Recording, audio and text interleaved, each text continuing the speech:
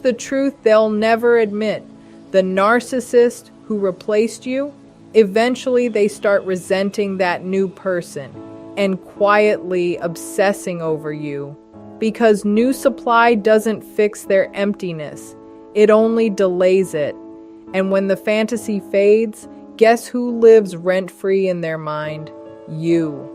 If this is resonating, take a moment to like this video and subscribe. Understanding this dynamic isn't about them. It's about protecting yourself from getting pulled back in. The illusion of new supply always fades because it was never built on reality to begin with. When a narcissist meets someone new, what they are chasing is not connection. It's relief. Relief from boredom. Relief from shame. Relief from the cracks in their carefully constructed identity. The new person becomes a mirror, reflecting back admiration, excitement, and possibility. In those early stages, everything feels electric. The narcissist appears attentive, generous, even transformed. But this intensity is not intimacy, it's performance. What fuels this phase is novelty.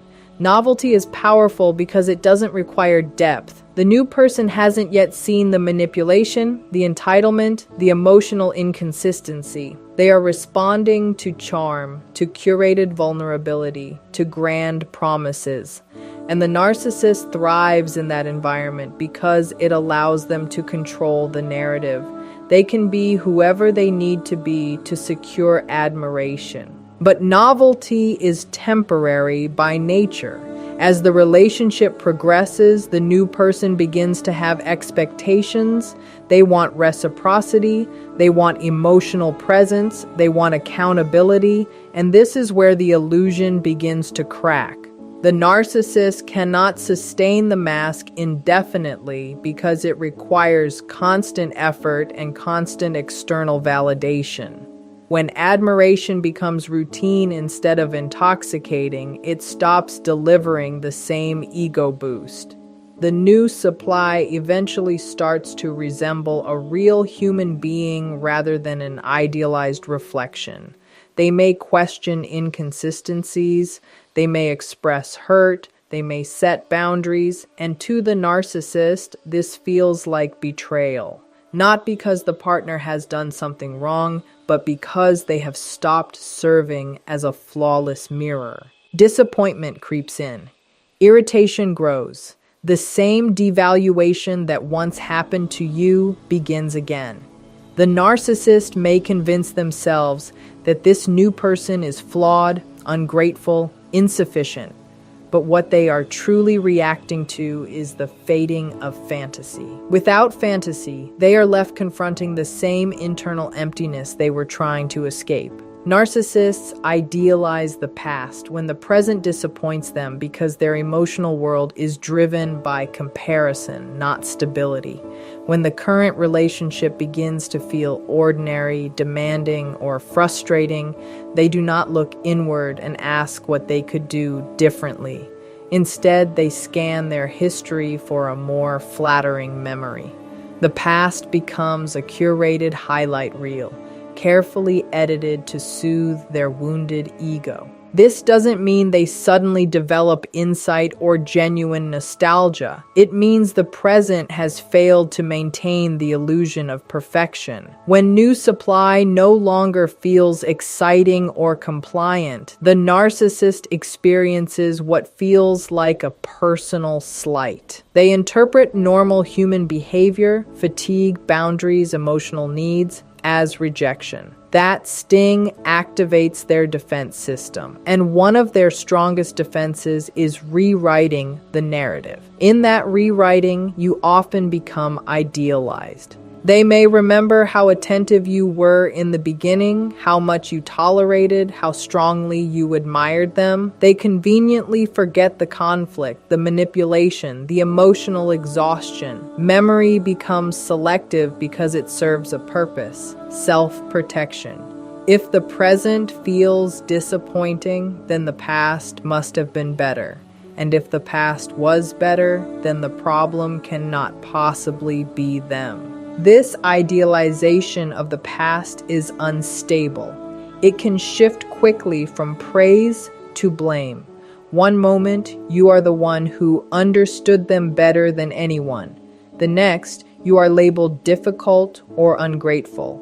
The story changes depending on what their ego needs at that moment. What remains consistent is the function of the comparison to regulate their self-image. When they are dissatisfied, they reach backward, not out of love, but out of ego injury. The past becomes a psychological refuge where they can momentarily feel superior, desired, or in control again.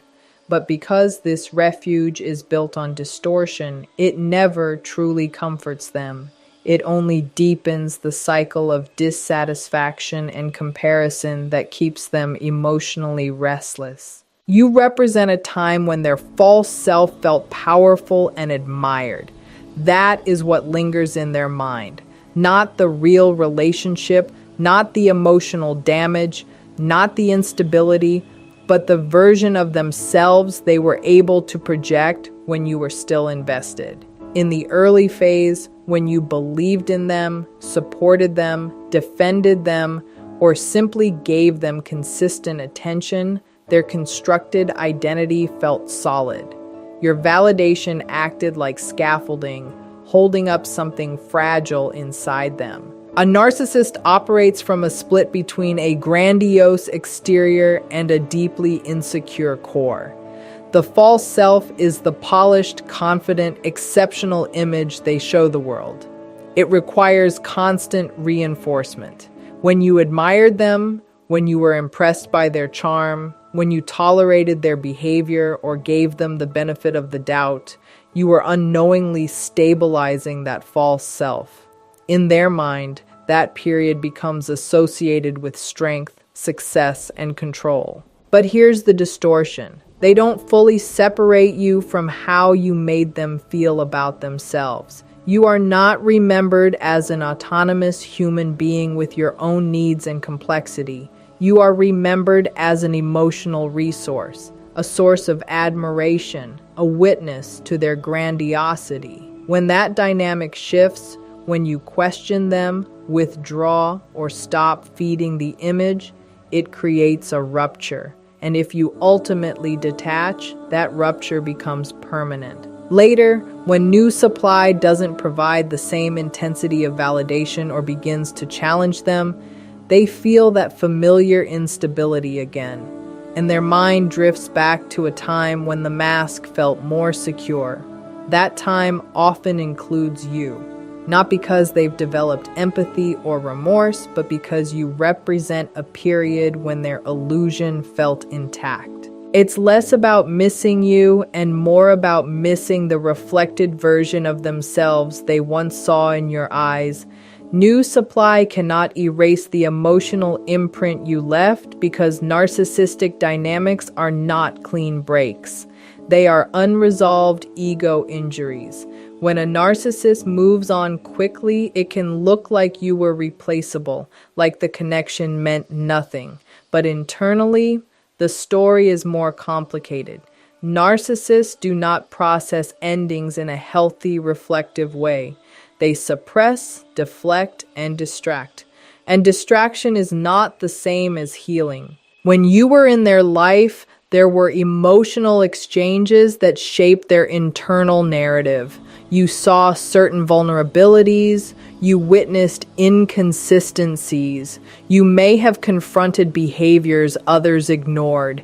Even if they dismissed you or devalued you, the fact that you engaged with them deeply creates an imprint. That imprint is not about love, it's about exposure. New supply can temporarily cover that exposure with novelty and validation. But covering is not erasing. The human brain doesn't simply delete emotionally charged experiences, especially ones tied to shame or ego threat.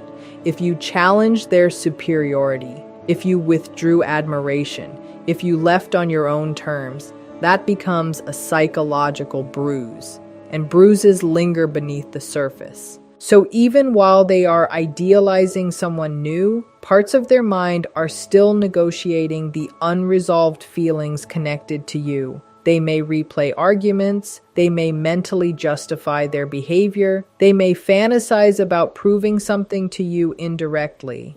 This is not closure. It's rumination driven by ego regulation. What makes the imprint stronger is unfinished control. If they feel they lost power in the ending, if they didn't get the final word, if you stopped reacting, that lack of dominance sticks with them. Narcissists are deeply uncomfortable with situations where they are not in control of the narrative. New supply may provide distraction, but it does not rewrite the past. The emotional imprint remains because it is tied to identity, not attachment. And identity wounds are not easily replaced by fresh admiration. Narcissists resent anyone who exposes their limitations because their entire psychological structure is built around denying those limitations exist. At the core, there is a fragile sense of self that cannot tolerate imperfection. So they construct a grand, inflated identity, competent, superior, exceptional.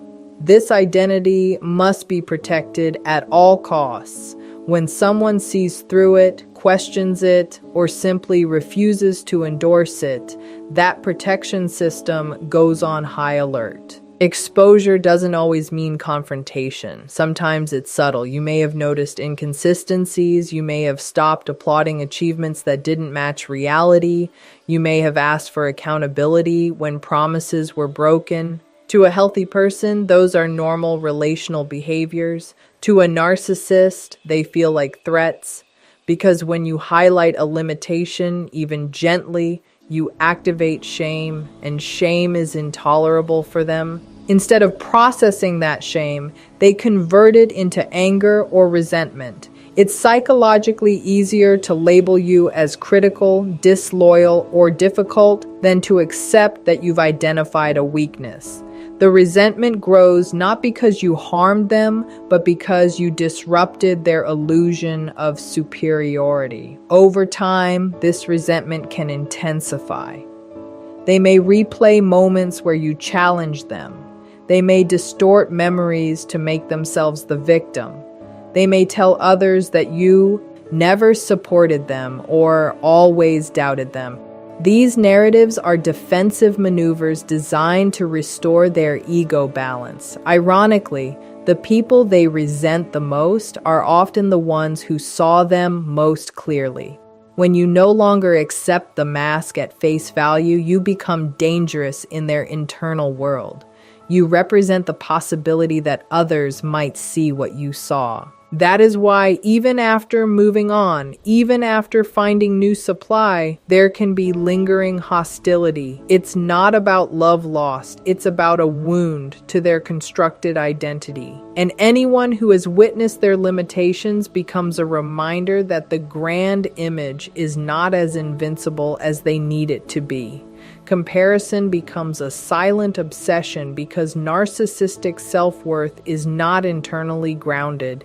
It is measured externally. They don't evaluate themselves based on stable values or authentic growth. They evaluate themselves by scanning the environment. Who admires me more? Who gives me more attention? Who makes me feel superior? This constant measuring creates a mental scoreboard that never turns off. When new supply enters the picture, the comparison begins immediately. At first, it favors the new person. The novelty, the excitement, the fresh validation create a surge of ego reinforcement.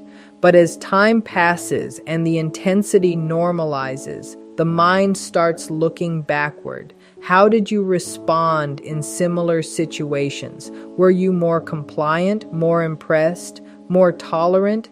These comparisons are rarely conscious or logical. They are emotional calculations designed to regulate self-esteem. If the new person sets firmer boundaries than you did, resentment builds.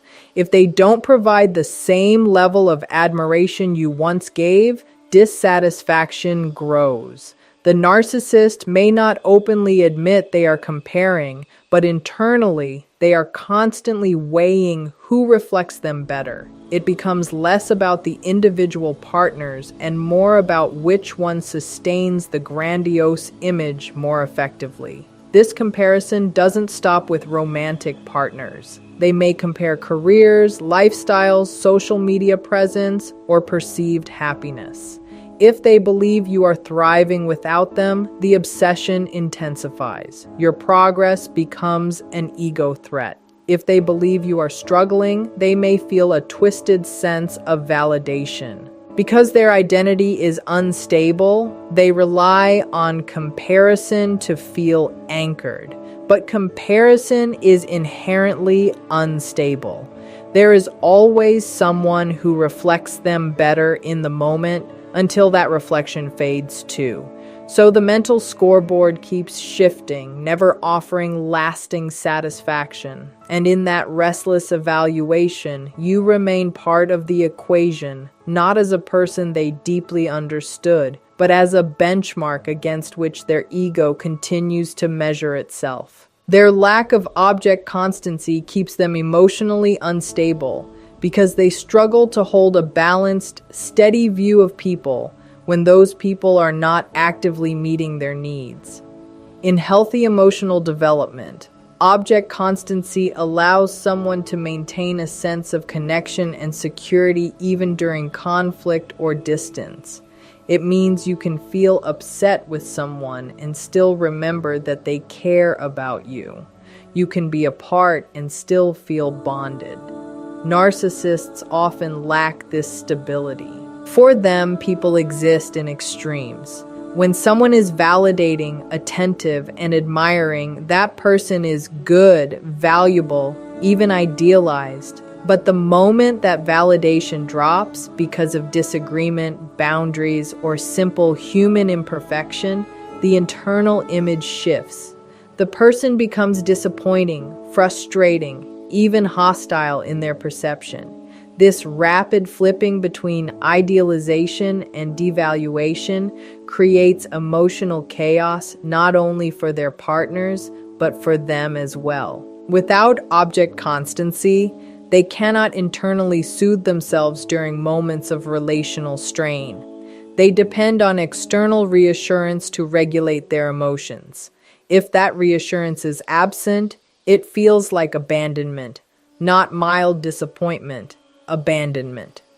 That intensity pushes them to react impulsively, withdraw affection, lash out, or seek new supply to restore equilibrium. This instability also explains why memories of you can resurface unpredictably.